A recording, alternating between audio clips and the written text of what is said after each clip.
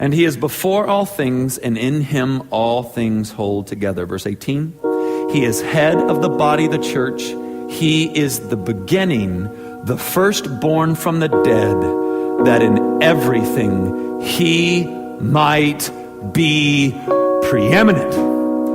Top, nothing above him, nothing else to gain, nothing else to get.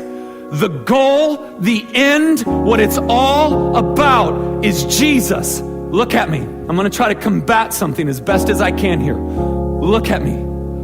Following Jesus is not going to make you wealthy. Following Jesus does not guarantee that you're going to be healthy.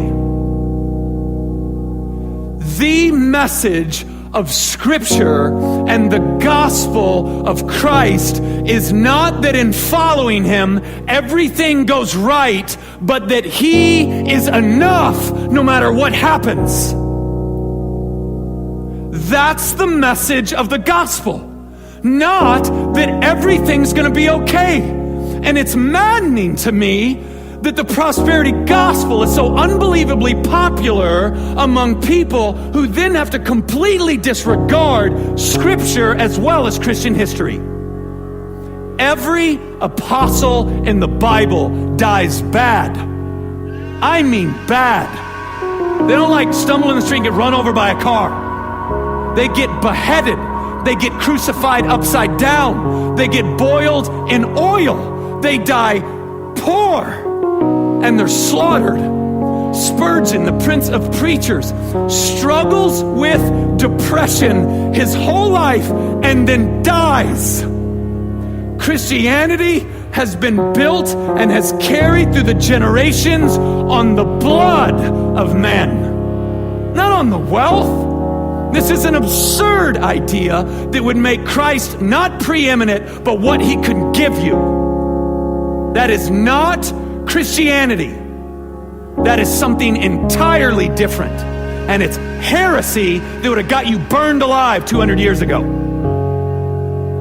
It's a ridiculous notion. Jesus is enough. He's enough.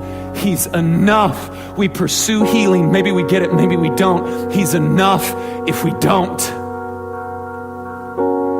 This is the message that Jesus is sufficient. Like, it's all, okay, in Acts, the apostles, they get arrested. And this court says, if you don't quit this preaching stuff, if you don't quit talking about Jesus, we're going to beat you to death. And the response was simple.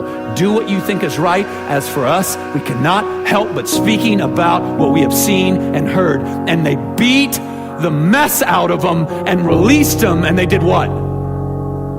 Rejoiced. I mean, they got beat nearly to death. This was the fruit of the gospel in their lives. Beatings. And they left rejoicing. They left there going, oh, you can see my spine. No, like literally, it's exposed. Awesome. All right? So it seems like Jesus can transcend the most horrific of circumstances. This is not about what Jesus gets you. It's just about Jesus, preeminent, top of the chain, nothing else to want, nothing else to pursue. He is enough.